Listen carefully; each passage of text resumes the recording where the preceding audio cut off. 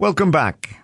Since its launch in Ireland in 2005, Travel Counsellors has become a leader, especially in specialised corporate travel. And Travel Counsellors for Business is the UK and Ireland's largest technology platform for corporate travel experts. There's more than 2,000 travel counsellors worldwide, more than 85 in Ireland and a number in Donegal. Well, Ciara MacConnell is Corporate Business Manager at Travel Counsellors Irish headquarters, which are based in Cork. And delighted to say she has joined us on the programme this weekend. First of all, Ciara, maybe let's get down to the basics, and I'll ask you to explain what exactly a travel counsellor is and how it all works. Hello, Chris, and thank you for having me on your show. Yeah, travel counsellors. So we're 20 years in business in Ireland this year. But who are travel counsellors? Well, we're an organisation of 85 travel counsellors. I say fabulous travel counsellors. I think most of your listeners would recognise travel counsellors as travel agents. That's what we are. But I actually would call us professional travel organisers. I think like any industry, the travel agent has evolved, adapted, progressed over the years, and our travel counsellors have a minimum of 15 years experience in the travel trade, and that's in both leisure and corporate business travel, which is what I focus on. So if you think of it, that's like 15 years experience of knowing what our customers want. How we do that within travel counsellors, our ethos is really about the customer, getting to know our customers, having those in-depth conversations, hearing what is important to the travellers themselves, also to the company. You know, always it's cost saving, thinking about the travel expenditure within a company. But what's fabulous nowadays is a lot of companies are recognising and focusing on their employees' well-being, and travel is a big part of that. You know, if there is an employee's in a company that has to travel quite a bit, they're away from home. The company wants to look after that person, make sure they're happy when they're travelling, because we know they're a lot more productive as well when they're happy. So that's what we do within Travel Counsellor Business. You know, any companies that come on board with us, we have in-depth conversations, get a feel of the company, what they want, what is important, get to know the staff, you know, get insight into the industry they're in. It could be that, you know, meetings could change. So all that type of information is so crucial when it comes to managing their travel. And within Travel Counsellor Business, we just want to get it right for that company.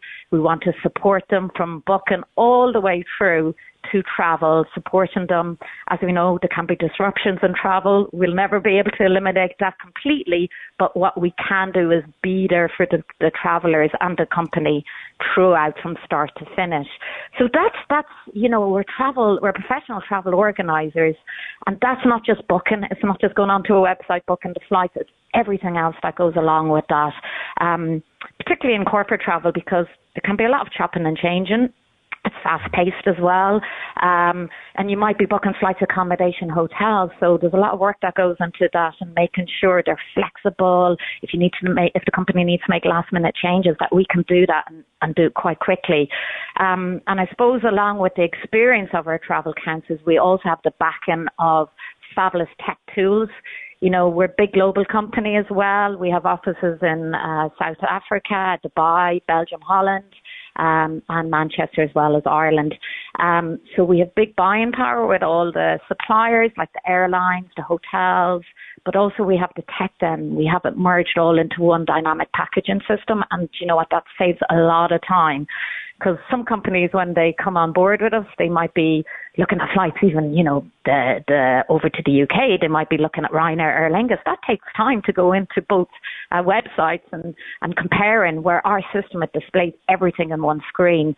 There are a number of travel counsellors based here in Donegal. We've 4 lovely ladies in Donegal. I know them quite well.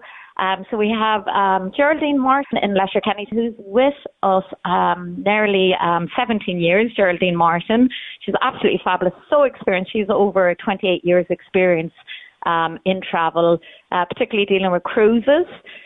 We have the lovely Susan Stevenson in Letterkenny. She's quite experienced in self-drive packages. And then we have Mandy Ellis from Donegal Town, very experienced in cruise and group travel. She does fabulous groups like groups of over 100 people. She's been to over 48 countries in the world. So there you go. She's well-travelled, our Mandy Ellis. And then we have Jill Rogers and Rathmullen. Specialises in luxury travel, has done some fabulous trips herself. Like a lot of our travel counsellors, we all love travelling. Be a person self-employed or a small business or indeed a multinational, time is money. And as you've touched on there, for a lot of people in business, you know, if they're going to go and make these bookings themselves, they might think it's a simple enough job that they can do quickly, but depending on what it is, it can take a lot of time. So you are not only getting them a good deal, but you can be saving them quite a lot of time, and ultimately, in many cases, getting them a far better overall package than they would if they were doing it themselves. Absolutely, Chris. And I suppose what we find from when we're onboarding new accounts and speaking to the people, what we're finding, a lot of SMEs, a lot of companies, travel kind of crept up on them. They might have just been launched internationally or European. And what they had is one member of their staff who could be somebody in accounts, it could be somebody, in operations or project manager who's then landed with book and travel. And as you said, your listeners might think, well, it's easy. You can go onto a website and book travel, but there's a lot more to it. And talking to our clients when they come on board, like the stress levels can be so high because not only are they doing the multitude of tasks that they have to do, whether it's an account, they are then landed with book and travel, and it's not just the booking, it can be all the maintenance of that booking afterwards. So hearing from our customers, it could be that they're ending up booking 20 flights a week, or it could be 100 flights a week for their colleagues. And it's not just the booking, it then is the management. If 5 of those staff members have to start making changes, then they have to spend time to get those changes done. Also, if there's any disruptions, a member of staff could have booked a flight for somebody on a Sunday night. The next thing, that flight is delayed. And that member of staff who is not a travel expert ends up with trying to re-protect that client or, their colleague. And you know what? We have the experience. We know the obligations of the airlines. We know you don't have to accept what the airline throws out to you. A lot of it's just automated now. So our companies that use us, they have us as a back end and the knowledge. So we take over straight away, and we know even having access to the systems, the booking engines, we can go in and grab seats before anybody else can. I'm sure a lot of us have experience of being at an airport and a flight is cancelled, or there's a big line. You can be in a queue. It could be late at night. There's limited staff at the airport, and you're sent off. There's no communication. There's high stress involved. With us, through our tech as well, we have what's known as the MyTC account. So all our bookings are loaded onto the TC account, and if a flight is, if any changes come in, what we call a major change, a flight change, if it's over 60 minutes, a notification via an app to our client will let them know, there's been a flight change. If it's a cancellation, the traveller gets a notification, but also our travel counsellor, the organiser, gets an alert as well via text. They then can be really quick. So we're very proactive. We can be really quick getting into our systems and getting that person rebooked. So they don't have to go into that queue to try and get them reprotected at the airport. Our guys are on it. We have great relationship with all the account managers of all the major airlines out of Ireland. And as we all know, having connection, having somebody to call in when we need stuff done. I mean, we have great relationship with the airlines. We're a big company as well, so, we're important partners to the airlines. Yeah. No doubt you build up a rapport with people in companies over time. Tell me a little bit about when it comes to maybe booking business or first class on flights. There can be a huge variation in prices. If a company comes to you and they want to book a business class flight to America or somewhere in Europe or to the Middle East, do you have a bit of latitude there? Is it up to you to sort of make suggestions? Because I say, the price could be a multiple of the other. Yeah, absolutely. And you know what? You're spot on. Since COVID, one trend that we're recognising is the business cabins are getting booked out way before even the economy, which is a great sign. So we would always, and again, that's getting within corporate travel, it's getting to know your travellers, which is what we always like to do, and get a feel of, how they like to fly. It's built into travel policies. We do a lot of work with companies and creating a travel policy, which is like their guidelines that they can send out to the staff. So usually a company, if they're travelling over, say 6 hours, there may be an option that you can go on business. Again, it's focusing on the traveller's well-being, making sure they get to the destination fresh so that it go straight into a meeting. Kind of find out what we would like to do is get a feel from the company, is business class what that you have on option for your travellers, and then we can be very proactive, number one, in getting those business class seats before they get booked out, because that is happening. Trying to get a business class seat, the cabin does less seats, so you need to be fast in getting a business class seat, number one, but also saving money, because how yield controlled by the airlines is done is they'll allocate a certain amount of seats to the lower, even within business class, there can be different tiers of fares allocated to business class. So number one, you're going to want to get the best value business class. The longer you leave it, you're probably going to get the higher annual apex fare is what it's called. But so having that understanding means we can be very proactive in getting the business class. Sometimes we get advance notice of sales, and a lot of the airlines are clever. They might do a sale within the business cabin.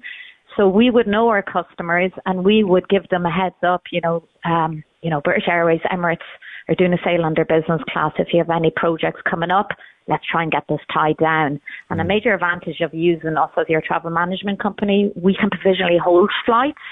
So that means we can grab the seats in the business cabin. You don't have to commit to it. It's not instant purchase. We hold the seats, and that gives the company then time to kind of tie it down, confirm meetings, and that can save companies a lot of money.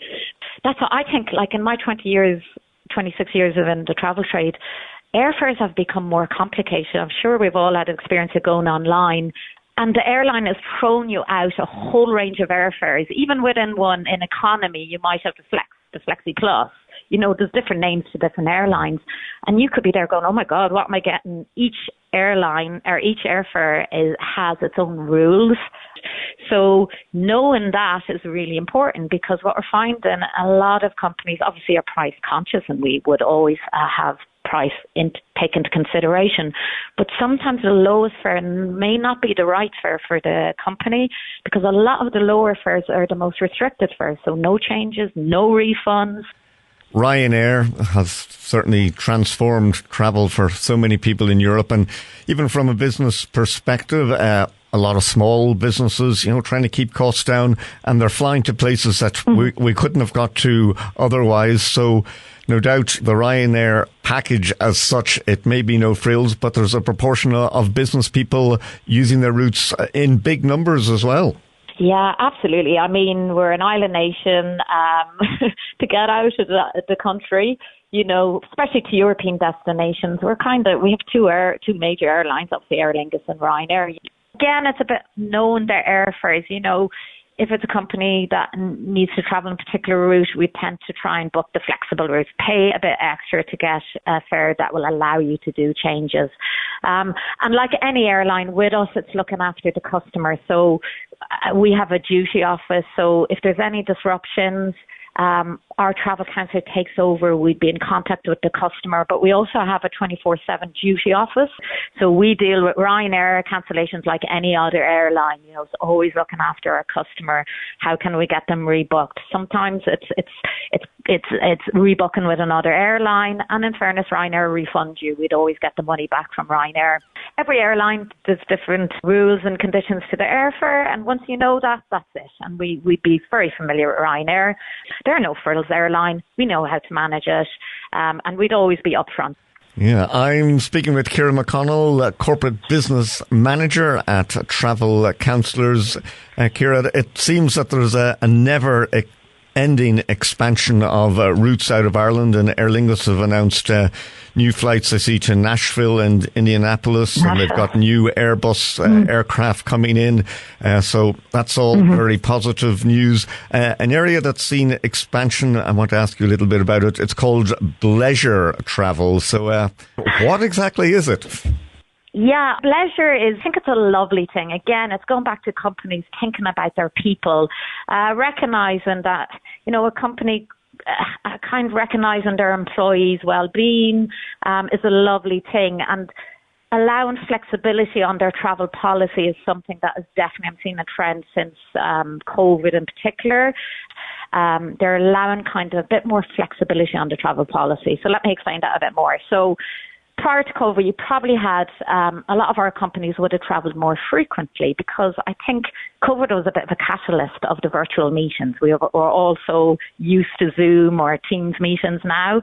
That has replaced a lot of a portion of travel, actual travel to maybe it's their office, a company has offices globally and they need to go out. So what we're finding is companies are merging both. So they're doing the virtual meetings, but they still need, it's not fully replacing the face-to-face meetings. We all know that having face-to-face meetings just is so crucial, particularly in building trust. The travel is still happening, but not as frequently. But we're discovering that companies are staying longer. So they might go where they were going monthly before, they might go quarterly now. But when they go quarterly, they're merging a lot of meetings. Companies are now looking at their travel policies and allowing annual leave to be mixed in with their business trips. So if they're going for, a week, they might take 2 days of that week where they're going to go out and experience some of the culture within the destination that they're in, which is a lovely thing. But what you find, and we do surveys as well, is, some people are traveling to destinations continuously for business, but never actually to experience the culture or the city they're in. So by adding a day where they can have annual leave, they're getting to experience the culture. And what we're finding now is not only are we booking flights and accommodation, we might be booking an excursion, like a city tour. It makes a lot of sense, because I suppose the bulk of the cost is getting the person out there for the business trip. So if the business accommodates them and says, well, look, stay another 2 or 3 days, have a holiday tagged in at the end, a few days off, and rather than that person maybe going back out on their own at some other stage. So yeah, it certainly ticks the boxes. Yeah. What we find sometimes is, with the leisure as well, that you might, the employee might go out, and maybe they need to do 3 days business. And then what they might do, the likes of they're going to South Africa or Asia, they might bring a spouse out, obviously pay for that separately, which can be done. It's removed from the account. We can deal with all that. But that they have their spouse coming out and they add their holidays on at the end of it. So that's happening quite a bit. And that was Ciara MacConnell, Corporate Business Manager with Travel Counsellors. And if you want to find out more, just go to a search engine and put in Business Travel Counsellors Ireland. That's probably the quickest way of getting to the website with much more details there. That's it for another programme. From me, Chris Ashmore, as always, many thanks for tuning in. May I wish you a healthy, happy and prosperous week ahead. Until the next time, goodbye.